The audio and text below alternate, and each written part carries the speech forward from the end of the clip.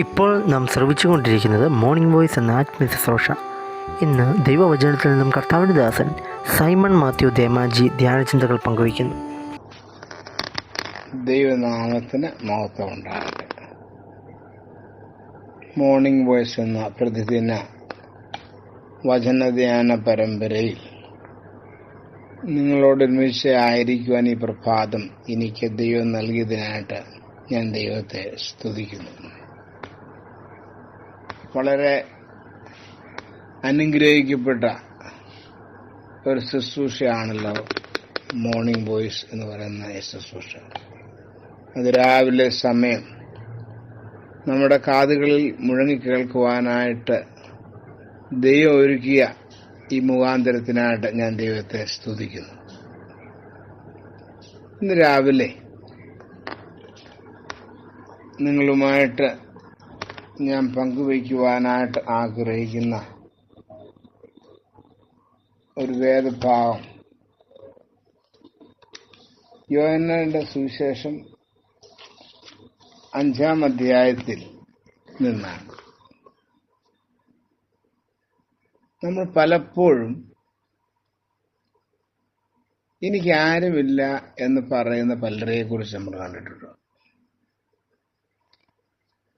ആരുമില്ലാത്ത പലരെ നമ്മൾ കണ്ടിട്ടുണ്ട്.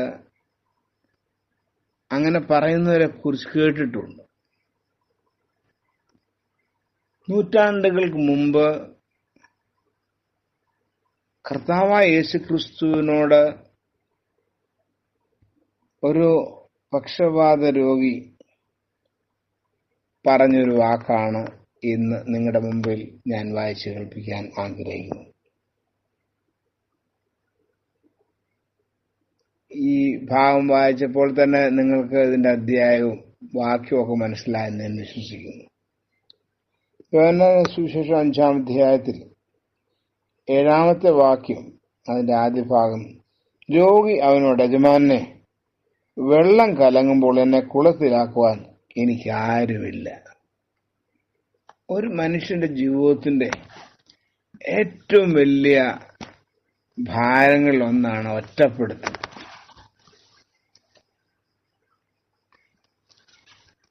എന്നെ കേൾക്കുന്ന നിങ്ങൾ ചിലരെ ഇങ്ങനെയുള്ള വേദനയിലൂടെ കടന്നു പോയിട്ടുണ്ടാകാം എന്ന് ഞാൻ ഊഹിക്കുന്നു. ആരുമില്ലാത്തൊരു അനുഭവം. ഇവിടെ ഈ മനുഷ്യൻ യെരൂശലേമിലെ ആട്ടുവാതിക്കൽ ബത്ശേദ എന്ന ഒരു എബ്രായ പേരുള്ള ഒരു കുളത്തിന്റെ കരയിൽ കഴിഞ്ഞ 38 വർഷം രോഗിയായി കിടന്ന് നിരാശനായി കഴിയുന്ന ഒരു വ്യക്തി. ജീവിതത്തിൽ ആശിക്കുവാനായിട്ടൊരു വകയില്ലാത്തൊരു വ്യക്തി. ഒരു പക്ഷേ അവന്റെ വീടിൽ നിന്ന് കഴിഞ്ഞ 38 വർഷമായിട്ട് ഈ കുളക്കരയിൽ തന്നെ ആയിരിക്കാം അവൻ ശരണം പ്രാപിച്ചത്. കുറഞ്ഞത് ഒരു 50-60 വയസ്സ് ഈ മനുഷ്യന് കാണുമെന്നാണ് ഞാൻ വിശ്വസിക്കുന്നത്. അനേക നാളുകൾ വീട്ടിലെ പരിഹാസത്തിനും നിന്ദയ്ക്കും പാത്രമായി തീർന്നപ്പോ ഒരു പക്ഷേ ഈ വീട്ടുകാരെല്ലാം കൂടെ ഇയാളെ കൊണ്ട് ഈ കുളക്കരയിൽ ഇടാനാണ് സാധ്യത. ഏത് ദിവസം അങ്ങനെ പറയുന്നില്ല, ഞാൻ എന്റെ ഊഹത്തിൽ ഇങ്ങനെ പറഞ്ഞു എന്ന് മാത്രമേ. പ്രിയമുള്ളവരെ, ഈ സംഭവം ഇത് നിത്യമായി നമ്മൾ കേൾക്കുന്ന ഒരു സംഭവമാണ്. പേരൻസിനെ വഴിയിൽ ഉപേക്ഷിച്ചു പോകുന്ന ഒരു തലമുറയിലാണ് നാം ജീവിക്കുന്നത്. പിഞ്ചു കുഞ്ഞുങ്ങളെ അമ്മത്തൊട്ടിൽ ഉപേക്ഷിച്ചു പോകുന്ന പേരൻസിനെ, അതങ്ങനെ മാതാപിതാക്കളെ നമ്മൾ മിക്കവാറും കേൾക്കാറുണ്ട്. അങ്ങനെ അനാഥത്വത്തിന്റെ കയ്പുനീര് കുടിച്ച ഒരു മനുഷ്യൻ തന്റെ ജീവിതത്തിൽ അതുല്യനായ കർത്താവിനെ കണ്ട് എത്തുന്നതാണ് തന്റെ ജീവിതത്തിലെ ഏറ്റവും പ്രഗത്ഭ്യമായ, ഏറ്റവും സന്തോഷകരമായ ഒരു നിമിഷം. ഒരു പക്ഷേ പ്രത്യേകിച്ച് ഈ പ്രത്യേക സന്ദർഭത്തില് യെരൂശലേമിലെ ഒരു ഉത്സവം ഉണ്ടായി എന്നാണ് നമ്മൾ വായിക്കുന്നത്. ഒരു കൂട്ടര് ആനന്ദിക്കുന്നു, സന്തോഷിക്കുന്നു, സമാധാനിക്കുന്നു, നേർച്ച കാഴ്ചകളെ അർപ്പിക്കുന്നു. അവരാ കൊടുത്തതിലുള്ള തൃപ്തി സ്വയം തന്നെ തൃപ്തരായി മടങ്ങിപ്പോകുന്നു. ചിലര് അന്ന് ഒരുപക്ഷെ അനേക യാഗങ്ങൾ കഴിച്ചു കാണാം. ആ വർഷത്തെ അവരുടെ കൃഷിയുടെ നന്മയിൽ ഒരു നല്ല പങ്ക് കൊടുത്തു കാണാം. അങ്ങനെ ഇതെല്ലാം കൊടുത്ത് തൃപ്തരായി ആനന്ദരായി കഴിയുന്ന ഒരു വിഭാഗം ആളുകളാണ് നമ്മൾ ആദ്യമായിട്ട് ഈ ഭാഗത്ത് കാണുന്നത്. അപ്പോൾ തന്നെ നിരാശയുടെ പടുകുഴിയിൽ കഴിയുന്ന ഈ മനുഷ്യൻ, ഇതൊക്കെ ഞാൻ രാജു എന്ന് വിളിച്ചോട്ടെ, പെട്ടെന്ന് മനസ്സിലാകാൻ വേണ്ടി ഞാൻ പറഞ്ഞു എന്ന് മാത്രമേ ഉള്ളൂ. ഈ രാജു തന്റെ ജീവിതത്തിന്റെ നിരാശയുടെ നീർക്കുഴിയിൽ അഗാധഗർത്തത്തിൽ കഴിഞ്ഞപ്പോൾ ഇതാ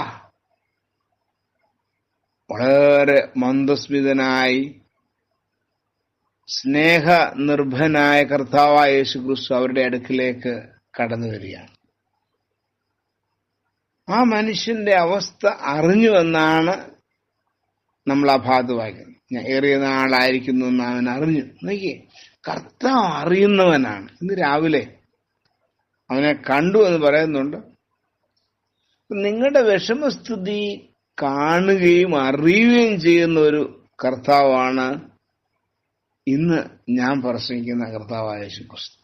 അതുകൊണ്ട് ഇന്ന് രാവിലെ ഈ മഹാനായ ദൈവത്തിന്റെ സന്നിധിയിൽ ഇരുന്ന് ഈ വചനം കേൾക്കുമ്പോൾ നിങ്ങളുടെ ജീവിതത്തിൽ എന്തെങ്കിലും നിലയിൽ ഒറ്റപ്പെടുത്തലിന്റെ വേദനയിലാണോ ആണെങ്കിൽ നിങ്ങളെ സഹായിക്കാനായിട്ട് ഒരു ഉത്തമ ഇടയൻ, രക്ഷിതാവ്, സഹായകൻ, അതാണ് കർത്താവായ യേശുക്രിസ്തു.